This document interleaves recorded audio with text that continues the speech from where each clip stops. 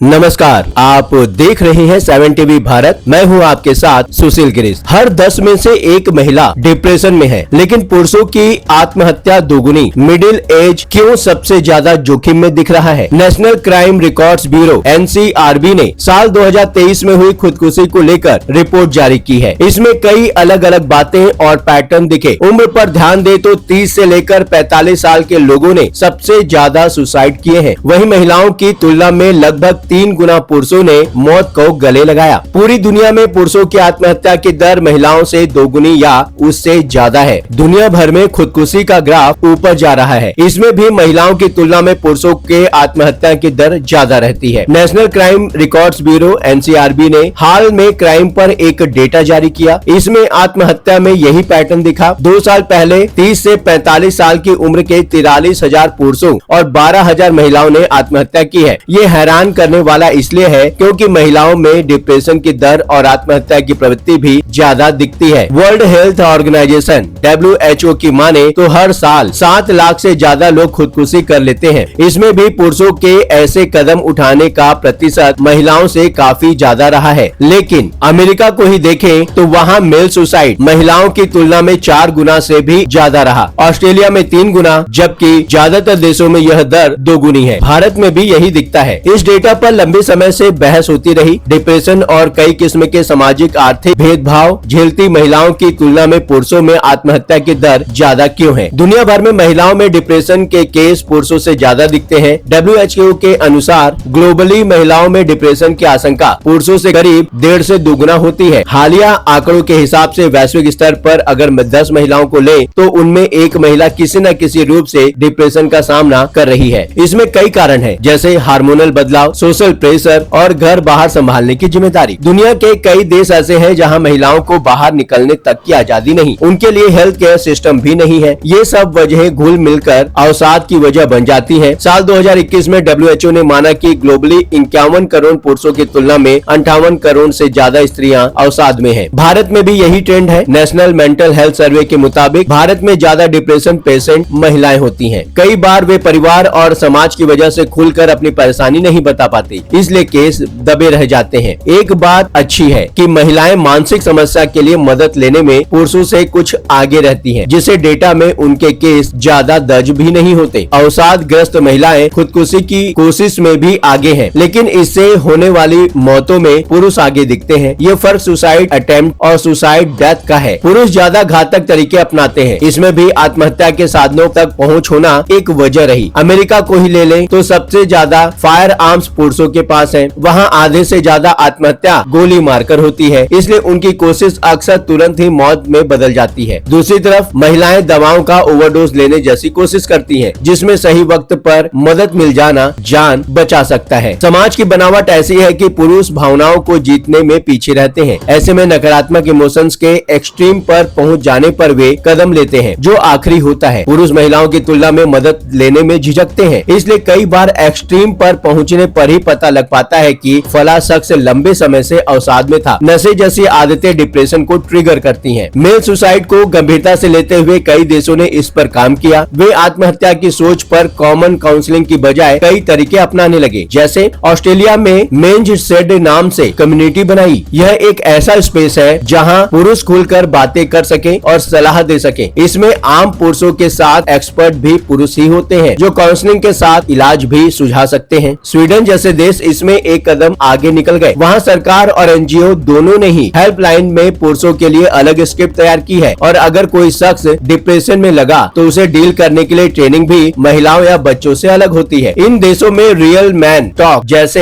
Campaign चल रहे हैं, जो जोर देते हैं कि पुरुषों को सब कुछ मन में नहीं रखना चाहिए, बल्कि खुलकर बोलने से कई चीजें आसान हो जाती है। इस विषय पर आपका अपना क्या विचार है, नीचे कमेंट में लिखकर जरूर बताएं। चलते चलते एक बात बताना जरूरी है, यदि आप कोई जरूरी बात हम तक पहुंचाना चाहते हैं, चाहे वह प्रशासन से जुड़ी परेशानी हो, आपके साथ हुआ कोई अन्याय, कोई सामाजिक समस्या या फिर कोई ऐसी बात जिसे समाज के सामने लाना जरूरी है, तो आप बेझिझक स्क्रीन पर दिए गए व्हाट्सएप नंबर 9998323655 पर आप हमसे सिर्फ व्हाट्सएप मैसेज के माध्यम से संपर्क करें। 7 टीवी भारत की टीम आपकी बात को गंभीरता से सुनेगी और जरूरत पड़ी तो पूरी जिम्मेदारी के साथ उसे सबके समक्ष उठाएंगे। आपका विश्वास ही हमारी ताकत है। इस चैनल को सब्सक्राइब करें, वीडियो पसंद पसंद आया हो तो वीडियो को लाइक करें। लगातार खबरों के लिए बने रहिए 7 टीवी भारत के साथ।